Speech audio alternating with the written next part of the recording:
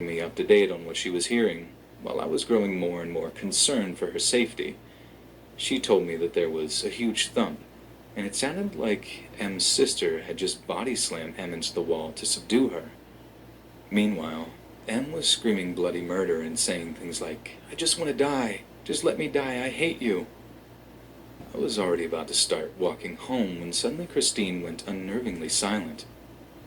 "What is it? What's happening?" I asked. Christine paused for another moment, listening. Then she said, "Oh my God. I think it happened. I think someone got stabbed." I felt chilled to the bone when I heard this. "What do you mean? What do you hear?" I asked frantically. I heard the knife drawer open. I think M went for the knife. Someone's crying really softly. I can only hear one voice." I basically started sprinting back home.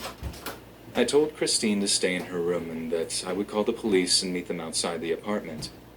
I was shaking as I called them. Not only was there possibly a severely injured person in the house, but if M really did have the kitchen knife, then I was seriously worried for Christine being in there alone. The police came right away, and I watched from outside as multiple officers dragged a screaming and struggling M from the apartment, looking completely unhinged. It took an officer practically slamming her against the police car to subdue her enough to be cuffed. When I entered the apartment, I was shocked and relieved to find M's sister alive and miraculously not bleeding, except for her hand, which M had stabbed with the barbecue fork we kept in the kitchen drawer. It just so happened that earlier that day, M had used the kitchen knife and left it in the sink, instead of it in its usual place in the drawer.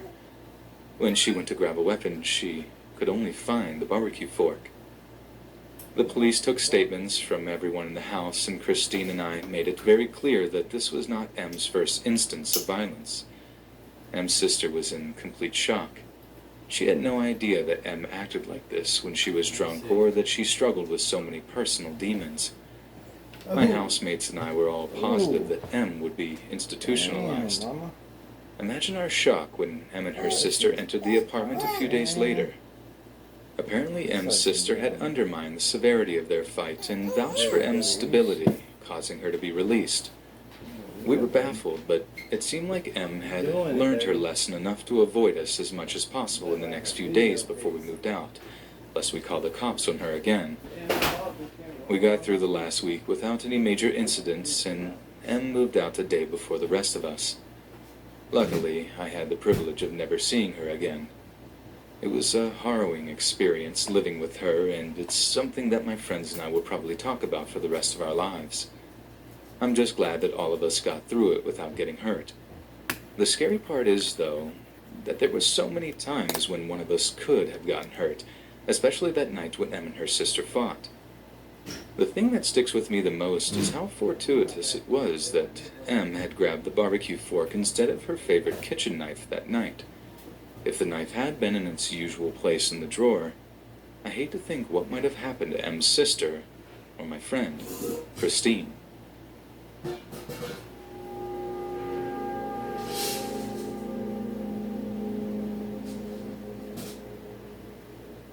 This happened a few years ago in my hometown.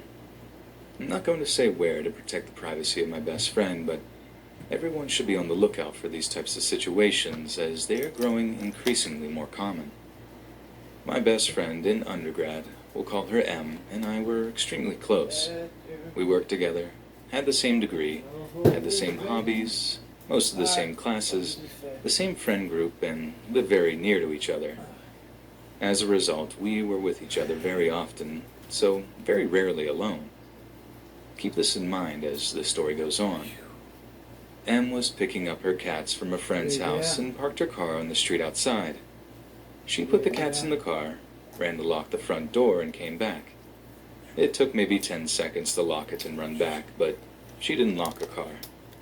About halfway to her house, she realized that her purse containing makeup, hundreds of dollars, checks from work, her passports, all of her IDs and cards, and bills for her apartment with her address on them were missing from the passenger seat. She had been running errands to prepare for a trip to her hometown, which is why she had all of these things with her. Pulling over, she looked at her bank account online to see someone had already tried to use the card at a gas station 5 minutes away, so she canceled her card and drove home. When telling me the story, I pointed out that whoever took her purse was so fast that they had to have been watching her, and she agreed. She reported it all to the police, but wasn't expecting anything to come from it, as we lived in an area notorious